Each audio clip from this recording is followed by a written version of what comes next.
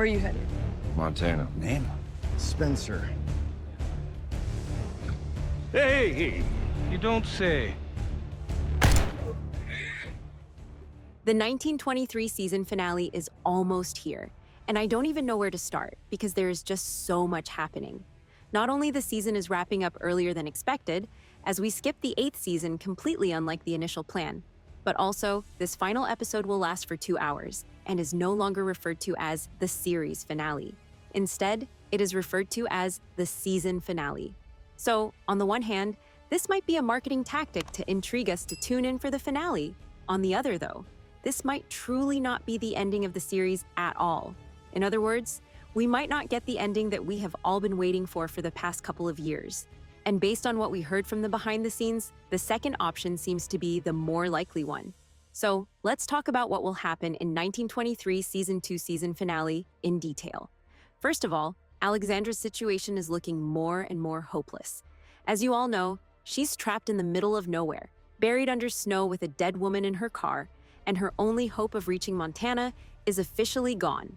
Needless to say, things are looking pretty bad. It's like Taylor Sheridan is throwing every possible hardship at her, and I have to admit, this time, she kind of walked right into it. Throughout the last episode, she ignored all the warnings, went on this adventure without thinking about the consequences, and now she's paying the price. She could have, or dare I say, should have, waited a few more days for the spring to come. But she didn't. And now, with the weather getting worse and no clear way out, it's going to take a miracle for her to survive. One likely option is that the car actually placed near the railroad. Some of you guys even claimed in my last video that you saw the railroads ahead, which is a great catch, congrats. And obviously this changes everything.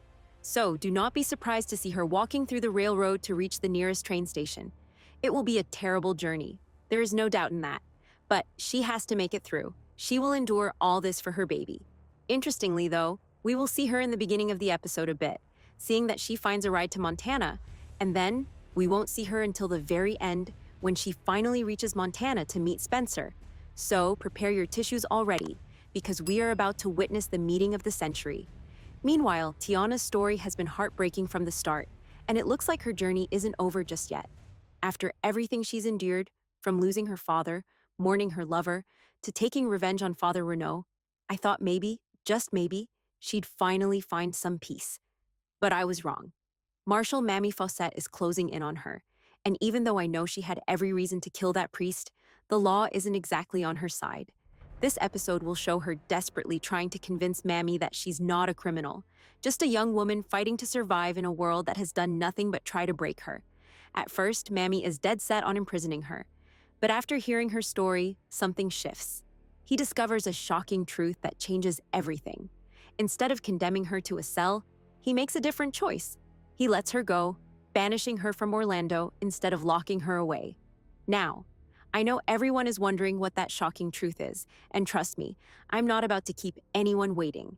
Tiana is pregnant. Yes, you heard it right. And that revelation is the turning point, the thing that ensures she gets the chance to start over. Because Mamie is not someone who would let a young pregnant woman rot in a prison cell. Of course, I already know Tiana eventually ends up in Montana because she's the grandmother of Thomas Rainwater. But I can't help but feel like we're going to need another season to really see how that all unfolds. But let me know what you think. Plus, there are rumors that Mamie will get her own spin-off series, which is not an idea I personally am fan of. But let me know if you'd be on board to watch her journey in the 1920s.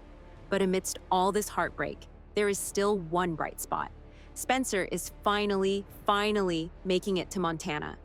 I mean, since we reached literally the ending of the show, he has no other choice but to reach Montana. Am I right? After what feels like an eternity of train hopping and obstacles, he's finally at home.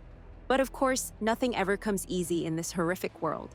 As we all saw in episode 6, brutal snowstorm is slowing him down, making it feel like fate itself is conspiring against him. Even the woman at the train station pointed out how unusual this weather is for spring, and I can't help but feel like that's a bad omen. And it's not just the storm that's working against him. Donald Whitfield has already made it clear that he wants Spencer eliminated before he ever sets foot on Dutton land. His hitmen are on Spencer's trail, and this episode is going to have one of the most intense action sequences yet. Don't worry though, there is little to no chance that we will say goodbye to Spencer in this episode. Not after losing Jack already. So Donald's hitman will be the one who gets to be killed this time. Because, as we can all agree, Spencer didn't come all this way just to lose now. But the moment he steps off that train, he's walking straight into another fight. This time, it's an all-out shootout. Jacob, the sheriff's men, Donald's forces are all waiting for Spencer to arrive in the train station, and it's going to be complete chaos, in the best way possible. And then there's Kara. While Spencer and Jacob are caught in a gunfight at the train station, Donald's men are launching a full-on attack on the Yellowstone ranch. And that means Kara is going to have to step up like never before. She's not just protecting a home, she's also protecting what's left of her family. She's making sure Spencer has something to return to. And I am absolutely rooting for her. At the very end, we will witness the Duttons dropping the bodies they killed from the cliff above the train station, which will be the incident that kicks off this entire train station lore of Yellowstone. And personally, I'm very excited for it. Now, I can see you typing, "What about Elizabeth?" Well, clearly, we will witness her being left shattered, and her grief is about to take an even darker turn. The pain of losing Jack is pushing her to the edge, and as we move into the finale, I can already see her spiraling into complete despair. And that despair is putting her baby's life at risk. So, while Kara is fighting to save the ranch, she's also going to be doing everything she can to keep Elizabeth safe. The one silver lining is that this kind of immediate danger is going to force Elizabeth to wake up and take action.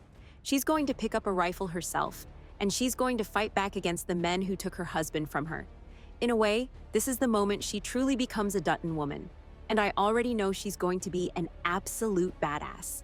The sad thing though, rumors suggest that she will leave the Dutton ranch at the end to live with her family in the city. After all, there is no more Jack, meaning no reason to endure that horrible Montana winter. For more weekly updates, analysis, and discussions on 1923, make sure to like and follow. Meanwhile, the video on the screen might also interest you.